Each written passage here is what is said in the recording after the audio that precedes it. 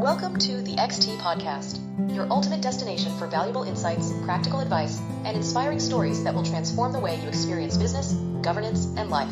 Join your host, Ashutosh, as he dives deep into three distinct editions: Customer Experience Edition, where industry leaders discuss CX strategies, product brand, employee experience, digital innovations, and best practices for improving customer engagement, retention, and loyalty.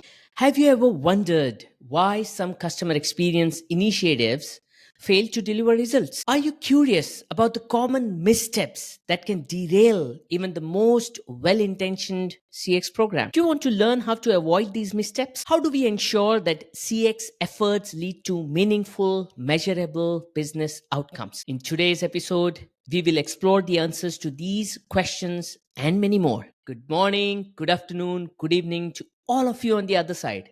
Thank you so much for joining us at the XT podcast. Joining us today is a very, very special guest, Annette Franz, a true leader in the field of CX. Annette is the founder and CEO of 𝐀𝐬𝐧𝐬𝐭, with over 3 decades of experience helping brands understand and improve their customer and employee experiences.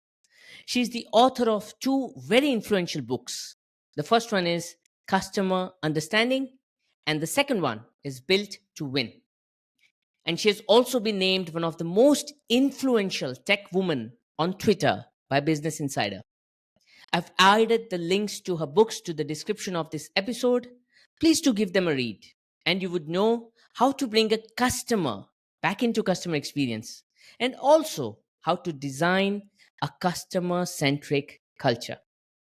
Annette has served on the board of the Customer Experience Professionals Association, and she has also been a member of Forbes Coaches Council. Get ready for an insightful discussion on the 7 deadly sins of customer experience with Annette Franz. Let's dive in. It's my absolute pleasure to have you on the show, Annette Franz. Welcome to the show. Thank you so much for having me, and congratulations on the podcast. So I'm looking forward to our conversation. This is going to be a good one. Thank you, Annette. At the very outset, Annette, I must ask this because when you started working on CX, when you started transforming CX for organizations, CX wasn't even the strategic pivot that it is today. There were no frameworks. There was not much literature. In fact, you were the very first ones to create the literature that we use now. So what made you choose CX? What was it in CX that you felt this could be the focus for your life to come? Yeah, and you're right. We didn't talk about customer experience back in the early 90s. It was really all about customer satisfaction and customer loyalty, and we got to the experience term over time. But when I started my career in the early 90s at J.D. Power and Associates, that's what we were focused on, and that's what everybody that was writing at the time and researching. That's what we were focused on. So how do we drive customer satisfaction? How do we drive customer loyalty? I got into this field. Certainly, it wasn't my dream or anything at the time. When I was a kid, I wanted to be a veterinarian. So a very different world that I ended up in, right? How interesting. Yeah, I grew up on a farm in Ohio, so for me that would have been a natural, next step. But I love animals and whatnot. But when I moved out here to California, I was looking in the newspaper and saw an ad for J.D. Power and Associates, and I love writing, I love math, and I was like, what better way to bring those two loves together than market research? And that over time that evolved into again, customer satisfaction, customer loyalty, and the work that we did there, and voice of the customer, and employee experience and customer experience, and all of that. So so that's where it began back in 1992 at J.D. Power and Associates. How amazing. And I'm so glad that you did, because now we have a wealth of literature available to us from the likes of you, from the leaders like you, which we very openly consume and use and leverage. So for all the work that we do, we definitely visit that. And must I say, Annette, the content that you post, for all of us in the CX community to leverage, I find it, of course, very rich and insightful. But there's this very specific piece of article that you wrote, which was all about 7 deadly sins of customer experience. And I found it extremely fascinating for 2 reasons. One, because I felt that in some way, it very succinctly and simply, it captures very common missteps, if I use the word, that Yeah. derail a CX initiative. And second, I feel that if CX leaders could focus on these simple 7 deadly sins and ensure that they steer away from these, they'll have a good, successful CX program. So I found it very insightful. So thank you for writing it in the first place. Absolutely. And it's, again, it comes from years of just working with clients and seeing what the issues were and what the root cause was of why programs and initiatives and the work that they were doing wasn't successful. And so, to your point, that customer experience wasn't even a term, back in the day. And when it became a thing, it became a term, and it became what it is today, we started talking about, well, what does that mean and how do we get there? And so put everything together that I've learned over the, CXPA was formed in 2011. And at that point, my career was almost 20 years old already. Wow. So putting all that together to say, okay, here's what customer experience is, and here's what, over the last 20 years, what I've learned is what does a successful, program and culture and all of that look like. And so that's where the 7 deadly sins came from originally. Even the latest piece where you say that while there's a lot of discussion around ROI, often what we are missing out is a fundamental piece, that it's a motion, it's a culture, it's a mindset. And clearly that insight couldn't have come without experience. But Absolutely. while I ask that, what I see, and this is something that you have listed as your top 2 sins as well, which is lack executive commitment and inability to articulate a strategic vision. And what I see, that there's some sense of gap, that the business leaders are focused on outcomes. They have a micro focus on metrics and KRAs and KPIs that they're driving.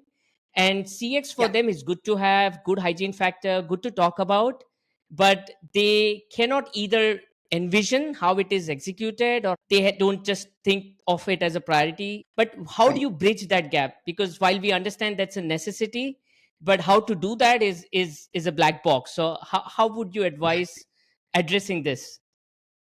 Yeah, you're absolutely right. We've learned over the years that if you don't have that executive commitment and then the leadership alignment across the organization, if you don't have that alignment, that means that not every department is in, and the entire organization is not all in, which means that both the employee experience and the customer experience are going to suffer, because it's going to be inconsistent from department to department or channel to channel, whatever. So we definitely need to have that. And over the years, what we've seen is to sort of, appeal to the left brain and the right brain of your executives, right? So we've got to build relationships. We've got to, tell stories and understand what they're all about, and what are your, what's the legacy that you want to leave as a leader. And so, and the other side of it is, let's show them the data, and start to show them what either we could do by building out, these little skunk works projects, I'll call them, where it's just like, hey, here's one department that's doing this, and these are the outcomes of them doing that. As a matter of fact, one of the things that I had done years ago was working with an insurance company, and this actually, we're both CXPA, we're both CCXPs, and this was actually, I won the CXPA Impact Award years ago on this one, because I worked with an insurance company where we set up a project in their contact center where, we got feedback. We set up a group, that was set to just follow up on the dissatisfied, the at-risk customers, the ones who said that, low satisfaction, low likelihood to, renew their contracts, and followed up with them. And over the course of that, Skunkworks project, we saved, don't quote me on these exact numbers, I believe it was 60% of the at-risk customers, but it was $11 million, and so that in turn spoke to the CEO. It's course. Like, I get it. We need to do this, and so that is the kind of thing that we can do to appeal to the executives, to appeal to our leadership, to say, done this little project. And yeah, you've got to link it to outcomes. You've got to think about the work that I'm doing today. What's that going to mean for my employees, my customers, and the business, and especially the business. That's what obviously your executives care about. So appeal to the head, the left and right side, the analytical side, the number side, the data, and then the right side, telling stories, bringing in those verbatims, doing, immersion programs, things like that, where executives really get to see, oh, shoot, we do this journey mapping. I've done tons of journey maps where CEOs and executives have sat in and said, oh, wow, I didn't realize we made our customers feel that way. And to hear the leadership say that is, it's mind-boggling, because you always just hear them talking about the numbers and numbers and numbers, and they somehow don't make the connection that, well, those numbers are actually people. Exactly. That's where those numbers are. Yeah. Can't agree more. No, and that Right? last statement of yours, Annette, that's the reality, right? Right, where the numbers take precedence and the human behind the numbers always take a backseat, which is a huge challenge. It's like a very recent thing, an interaction that I had on LinkedIn, and somebody was trying to explain to me what market share was. But market share it's about the people. I mean, he was talking about his growth. It's this. Like, what is growth? Where does that come from? People. Man, market share means you got more customers buying from you than from the other guy, So again, it's the people. So I feel like, in the equation, leaders and others fail to think about it in that term. So Unfortunate. And it's also, while you, because of your experience and what you have achieved, probably when you articulate it sounds simple, but I'm very sure that it's the most difficult job, that left and right thinking, and then ensuring that outcomes are seen. But so how do we then solve for this chicken and egg problem, Annette, that the leaders may not be convinced until they see some such story which has a link to the numbers. But to get the numbers, there's an effort that goes in, which needs to be budgeted for, sanctioned for, approvals across the functions to be had, a cross-functional alignment to come in, and all of that. So now, without the numbers, effort cannot come in, and without the effort, the numbers cannot come in. So how do you break that challenge? How do you arrive at what to do first? Yeah, and it's a great question, and I will just reiterate what you said before. After talking about this stuff for 30 years and seeing it and helping businesses and stuff, when we talk about it, it just rolls off the tongue and it sounds like it's simple, but we know it's not simple, right? We know that there's a lot of work and a lot of effort and a lot of, that goes into it. And so I think that's an important thing to reiterate.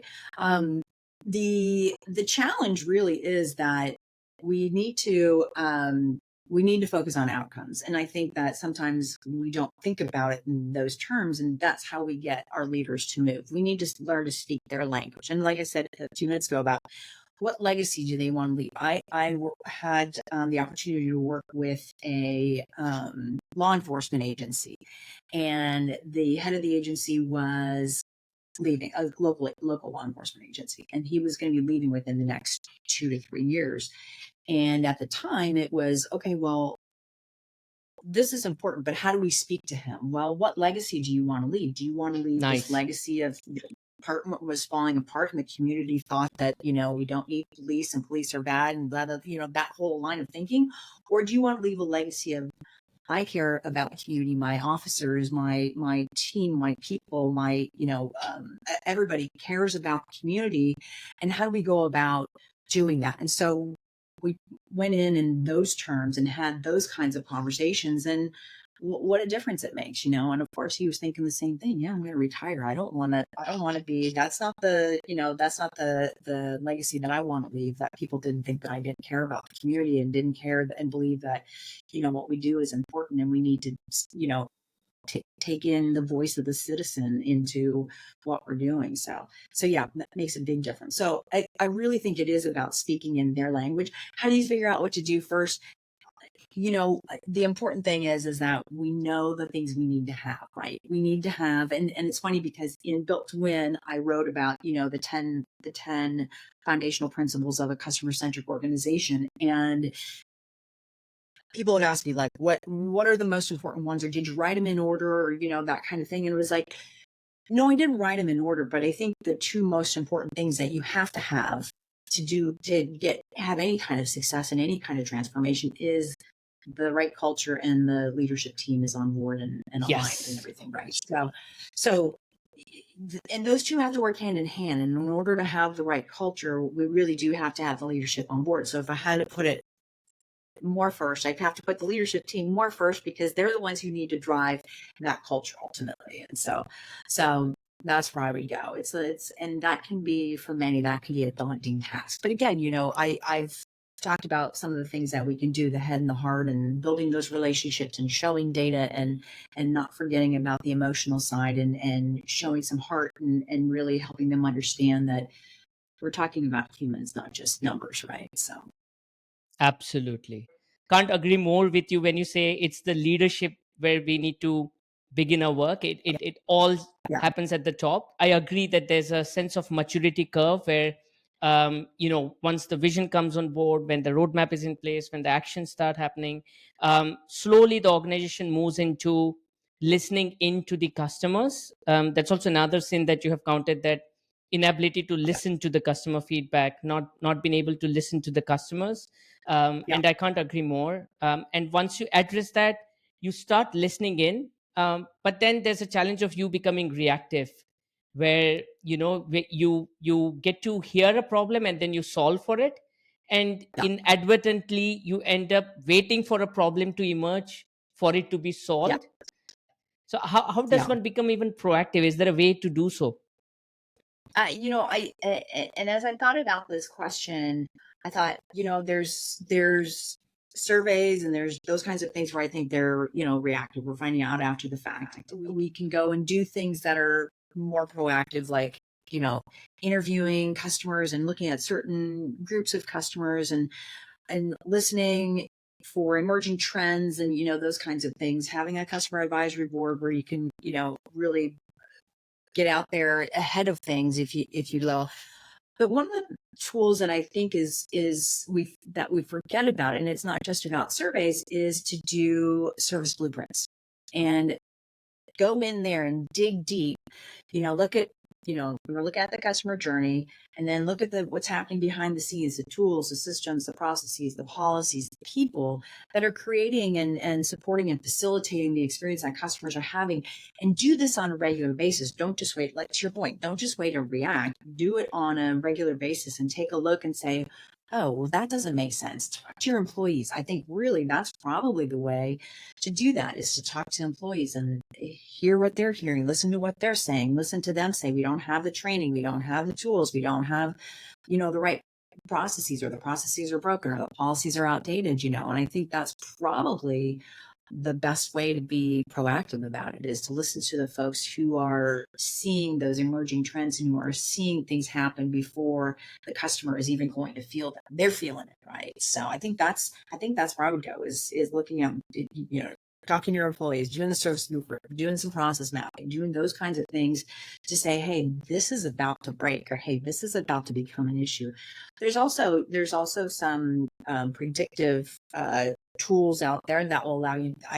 Years ago, I worked for a predictive prescriptive analytics startup here in Orange County, and we used that. There were a lot of different use cases for it. One of the greatest use cases that we had is we had a client that was using it in their shop on their manufacturing floor to identify where things were failing, or predicting where they were going to fail. Wow. So that you could go in and fix the problem before it actually did fail, right? So and with AI, I mean, we could have a whole other conversation about AI, but with that being where it is today, we have a lot of tools that allow us to be proactive and allow us to uncover things before they happen, and to then fix them before it actually impacts the customer. Actually, Annette, I feel the insight that you gave right at the start of the response, that couldn't have come without your expertise and experience in research, because that's where I think most people fail, that they think of this as an operational function, where it is they run a survey, they ask questions, they get a feedback, they analyze it, act. I mean, that's of course important, that works for sure. But having a far more deep research on what's happening on the ground, I think that also would give a proactive input. And a lot of times I've seen organizations do listen to the customers, but don't be the customer. A lot of times just being the customer themselves can solve for so many challenges. I've seen Absolutely. enough and more startups in India doing that now. I've seen that the founders have a be a customer week, where they, for the entire Wow. week, they'll order themselves, they'll get the shipment delivered to themselves, see how the shipment Right. arrived, how the experience was themselves, and be on the ground on those terms. So be That's the awesome. customer probably is the simplest option as Yeah. well. And technologies, as you rightly said, nowadays there's no dearth of technologies, enough and more technologies, as you rightly said. Predicting where the fault is going to happen, wow, I mean, why not, if Yeah. there's a option Why for not, that, right? Uh, Absolutely. Absolutely. We have the tools now to do that. So, and I think to your point about everybody being reactive, or mainly being reactive, it is a problem. And when we're reactive, what we're actually doing is we're just putting lipstick on a pig, right? We're just making those cosmetic changes that won't fix it, because we're not going to the root cause. We're not going to the heart of the matter. But when we go behind the scenes and really dig deeper to figure out why these things are happening, that's when we're going to make real change, right? And that's when customers will stop being affected by those kinds of things, because we've gone deep and we've fixed the internal processes and tools and those kinds of things that are hindering the experience for customers. Absolutely. And a lot of times these technologies create an over dependence on data, and that results in Yes. creating an echo chamber of sorts, where we keep listening to things that we want to listen to, and therefore we have a very like a micro focus on areas where we are figuring out where the problems, but there could be problems which we are entirely missing out on. And I think Agreed. you nail it when you say one of the sins is not looking at it from an outside in perspective, because I think Yeah. this is where that sin comes in. And maybe I'm assuming a lot here, but Agreed. is that what you intended when you said that outside in perspective is a must? Because I feel Yes. that's a clear must have. It absolutely is. And it is, right? I mean, it is, to your point about be a customer week, right? I mean, that's what it is. It's about bringing the voice of the customer in. It's about bringing the data from customers. So when in my first book, Customer Understanding, I'm talking about the 3 ways to get that customer understanding. And the first way is listen. And listen is really about not just about surveys or interviews or feedback or any of those kinds of things. It's also about the breadcrumbs of data that customers leave behind as they interact and transact with the brand. And I think that's such an important piece that a lot of times folks forget about, and forget to marry those two, and really get some robust insights in terms of what's happening with the experience and where the customer is and all that. So I think that's really important. And it is about that. It is about bringing that in and using that data to make the right decisions, the decisions that are in the best interests of our customers, because we know them, we understand them, and we can do that. And I would say too, data really is at the heart of designing and delivering a great experience. It's just, to your point, it has to be the right data, right? It's contextually relevant. It's the right data. It's not just surveys. It's not just, point of sale data. It's a lot of different pieces of data that come together and provide us with the right picture of the customers at the right time. I wonder at times, certain simple things, like even in survey design, Annette, I always discuss this with my peers and colleagues and clients when I work with them as well, that, if you ask a yes, no question, you're going to get a yes, no answer. But if you ask an Exactly. open-ended question, that's when you'll get some more inputs which you have not even thought of, right? So Yes, why be absolutely. micro-focused on specific options when you Absolutely. can open up the space for Yeah. you? As simple as that, Agreed. right? Like at times that's all it Agreed. takes. Yeah, absolutely. And the other aspect here beyond the outside in perspective is the very structure of a CX team. Annette, Mm. I've seen multiple combinations of these. You would have seen thousands in your 3 decades of career. But what I've Yes. seen of lately is that CX is either siloed in customer success team or a marketing team or a support team. um, Yeah. it's and it ties into what you said at the start, which is executive commitment, that unless there's a leadership buy-in, there will be these silos, and then the other functional colleagues and peers whose support we need to make the Yeah. CX translate on the ground, the sales, the marketing, operations, Yep. HR, what you will. They exist in silos, whereas the CX team is a silo in itself, which needs to Yeah. work with all these other silos, and there is no one executive oversight to make that happen. But even if it is, the individual silos have their own kingdom in itself, with their teams and Yeah. metrics and performances being measured and so on. And CX is Yes. often not their priority. I Agreed. often talk to CX leaders who say, I go to a sales leader and tell them I'll improve your NPS and CSAT, and the sales leader said, I don't care. I have my next dollar Right. target in my mind, and that's Yeah. all I'm interested in. Exactly. So, how do you Exactly. break this silo, Annette? What can we do to make this more cohesive, cross-functional as a structure? That's a great question. And one of the things that we do as part of any sort of CX transformation work is to make sure that we set up the governance right. And governance comes in two parts. Governance is the structure on one side, and what I call the operating model on the other side. The operating model is all about, the people, the data, the processes. How are we going to make decisions? How are we going to use the data? Where's the data and the tools and we're going to use to do that? Versus the structure side is those cross-functional committees that we need.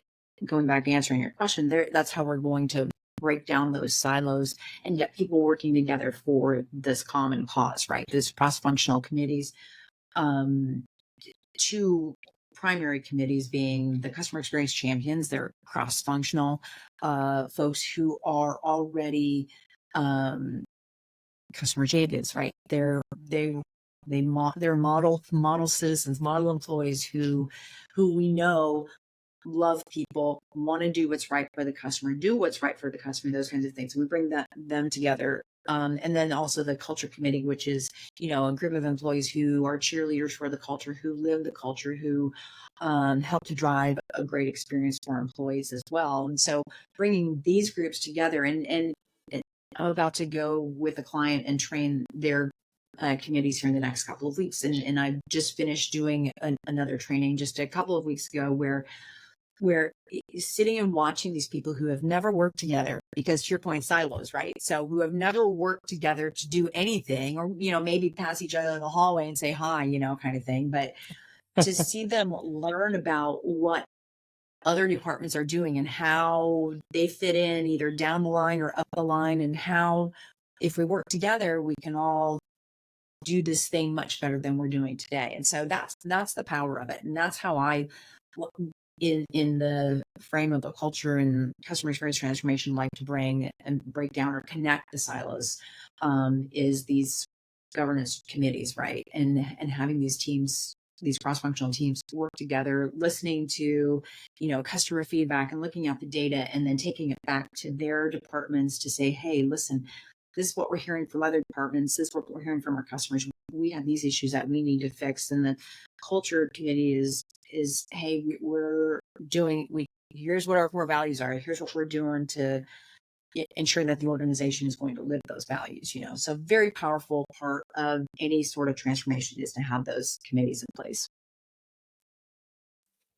I simply love the way you brought the model employees into the response, because it's ultimately them who are going to translate the experiences for the customers, isn't it? And without them being at the center, nothing could work out. Yeah. And this is where probably I see a slight challenge emerging in the current environment, Annette, where what I see, at least in the developing markets as well as in the developed markets of lately, what I've seen is that the attrition rates are growing, which means the number of employees who stay back in an organization for long to inculcate the values, be aligned on the vision, and have a stake in the stake on the ground to make things happen for the organization. It takes time, and most often they're not, employees don't even stay that long to kind of go through the grind and be invested. And on the other side, even the leadership is becoming transactional, wherein they are focused on performances. Um, Even the hiring is not necessarily on values as well. It's majorly focused on hiring on competencies. Um, Yeah. and hence, while we talk a lot about culture, for that culture to happen, what needs to happen on the ground, that's completely missed. And I know that you are very passionate about customer and employee experience. I've never heard you talk only about one part of the puzzle. Yes. You always bring in culture, you always bring in employees. I see you being very passionate about that part of the transformation. So how do we act with the current context in mind, with the changes that are happening in the environment in mind? How do we pivot? So it's really interesting because it's not happening in every industry. So I have a couple of clients that I've worked with or I'm currently working with where and years ago when I was at Fidelity, I mean the average tenure at Fidelity was I'm gonna say it was 30 years. I mean, people stay for a very long time. Wow. Yeah. I'm working with a client right now who's been in business the company's been in business for 50 years and their longest tenured employee is 42 years. There's another one there that's 41 years. That's how long they've been. So but it's a good thing and it's a bad thing, right? Because if you're coming in today and you're trying to make that culture shift and transform the culture from what it was before, good, bad, or ugly, right? And you want it to be customer centric, or you want it to be what, and I say you get the culture you design, right? And the customer centric one is certainly deliberately designed to be that way.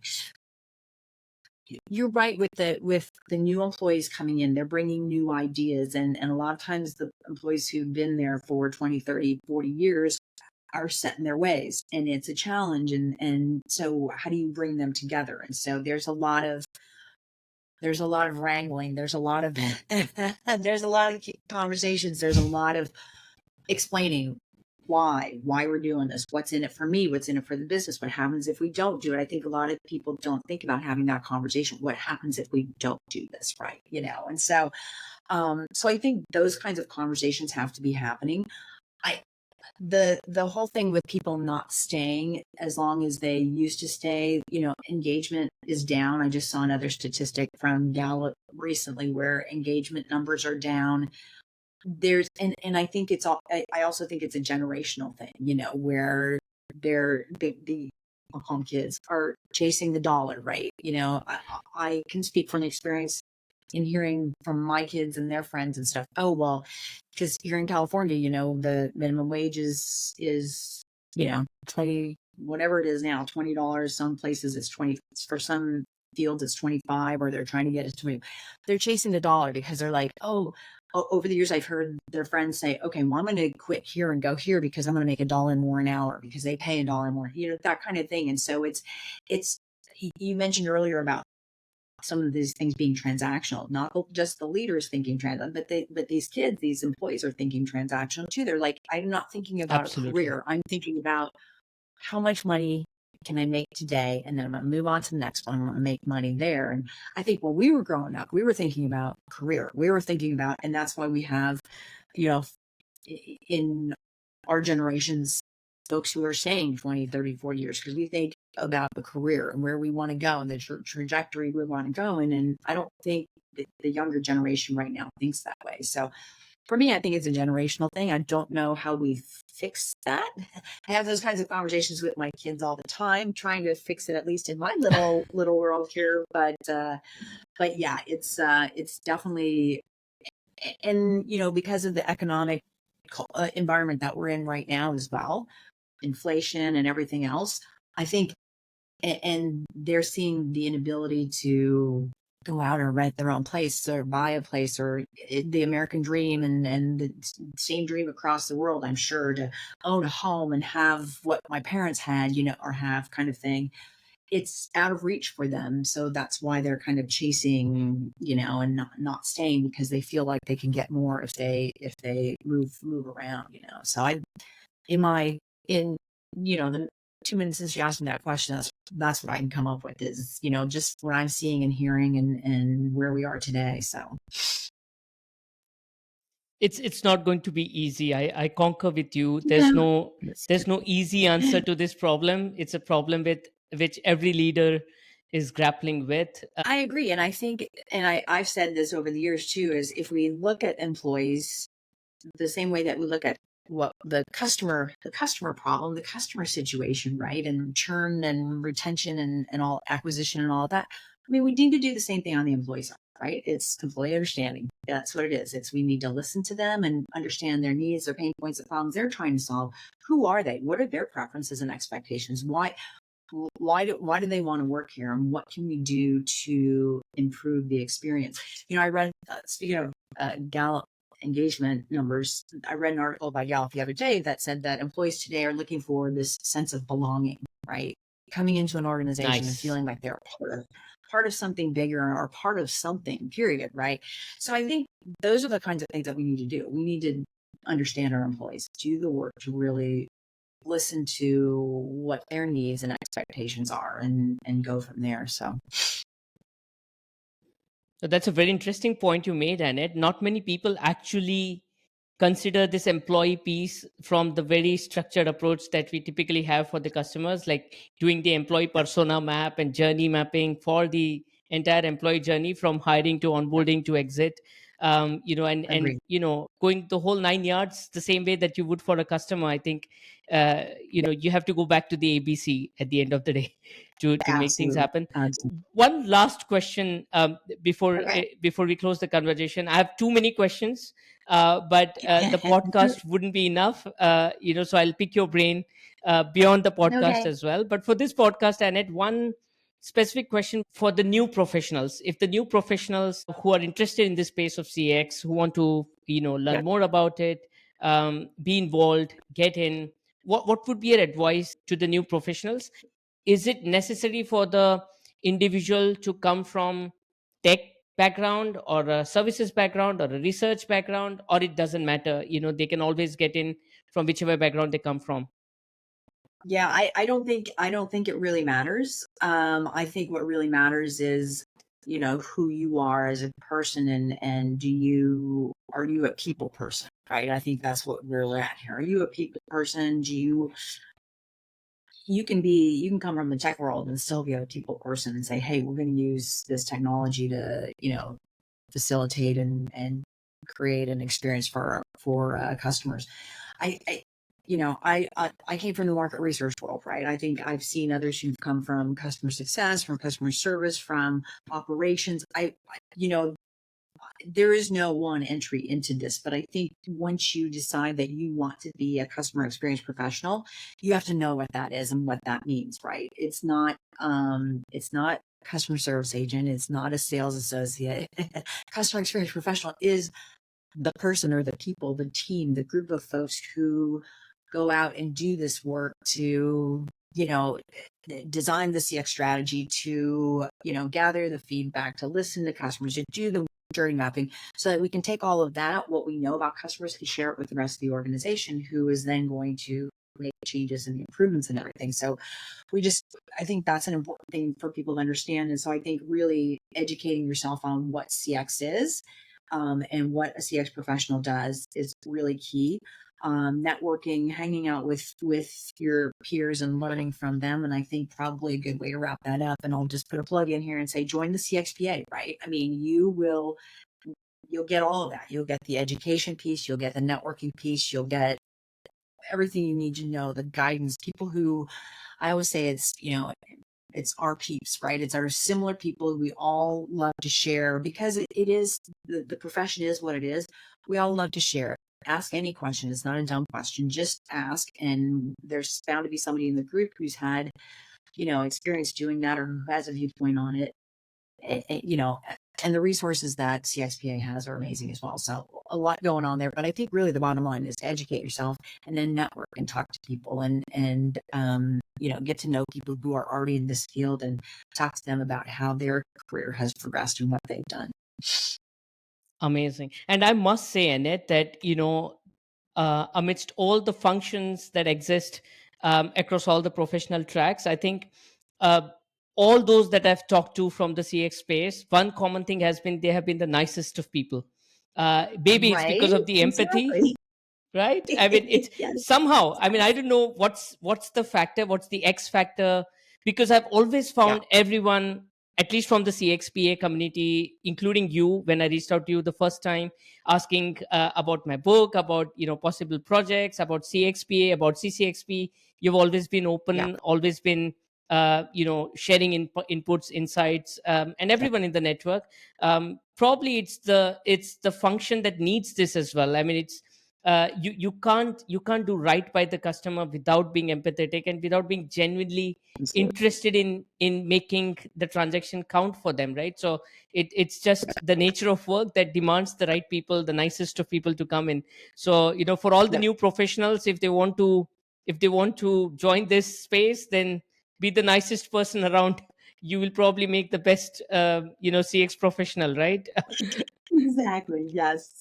I love Awesome. it. Thank you. Thank you so much, Annette, for your time. For all the listeners and the viewers, I will be sharing the link to Annette's article on the 7 deadly sins. It's a must read. And once again, thank you so much, Annette, for doing this for us. Really appreciate you coming on board and sharing your insights with us. How was your experience on the podcast? Absolutely. Recommend it for the viewers, the listeners, everybody. And I would recommend it to anybody that wants to be a guest here. I mean, it was a great conversation. Absolutely. So thank you for that.